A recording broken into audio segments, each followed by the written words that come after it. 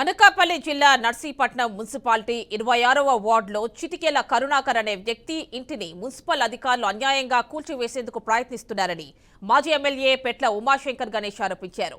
1977లో కొనుగోలు చేసిన ఇంటికి ఆస్తి పన్ను, కరెంటు బిల్లు చెల్లింపులు చేస్తున్నారని ఆయన అన్నారు. అయితే మున్సిపల్ అధికారుల నోటీసులపై న్యాయస్థానం నుంచి స్టే ఆర్డర్ వచ్చిందన్నారు. రావడం జరిగింది. ఈ రోజు నర్సీపట్నం మున్సిపాలిటీకి సంబంధించి 26వ వార్డులో చిటికెల కరుణాకర్ సంబంధించిన ఇంటికి సంబంధించి మున్సిపల్ ఆఫీస్ వాళ్ళందరూ కూడా ఆ ఇల్లు పడగొట్టాలనే ఉద్దేశం మీద వస్తున్నారని చెప్పి తెలిసి మేమందరూ కూడా పార్టీ నాయకులు అందరూ కూడా ఇక్కడ రావడం జరిగింది. దానికి ఇప్పటికే మున్సిపల్ వాళ్ళు వాళ్ళకి నోటీస్ కూడా ఇవ్వడం జరిగింది. కరుణాకర్ గారికి ఏమి ఇచ్చారంటే 25వ తారీఖున మొన్న నోటీస్ ఇచ్చి ఒక 7 రోజుల్లో సమాధానం చెప్పమని అన్నారు. వెంటనే మేము ఏం చేసామంటే కరుణాకర్ గారు 28వ తారీఖునే రిటర్న్ గా లెటర్ ఇచ్చారు కమిషనర్ గారికి.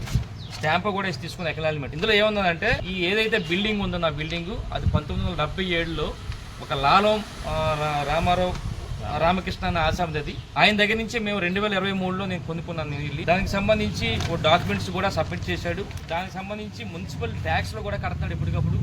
దానికి సంబంధించి ఇంటి మన కరెంటు మీటర్ కూడా దానికి కరుణాకర్ పేరు ఉంది. ఎన్ని ఉన్నప్పటికీ కూడా ఎన్ని ఉన్నాయి కనుక దీని మీదకి రావద్దని చెప్పి రిటర్న్ ఇచ్చారు.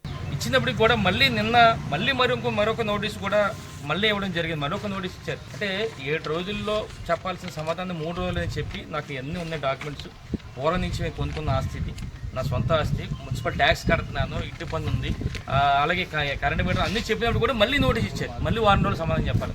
ఇప్పటికే మేము ఏం చేసామంటే ఎందుకని మంచిదని చెప్పి హైకోర్టుకి ఆశ్రయించడం జరిగింది.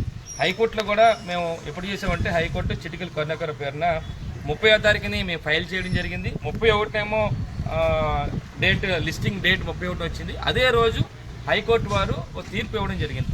దాని మీదకి వెళ్ళొద్దని చెప్పి ఒక ఆర్డర్ ఇచ్చారు. కాబట్టి ఏంటంటే ఆర్డర్ కాపీ ఇంకా రాలేదు మాకు. ఎందుకంటే 31 సాయంత్రం అయ్యేసరికి నిన్న 1వ తారీఖున రావాల్సింది రాలేదు.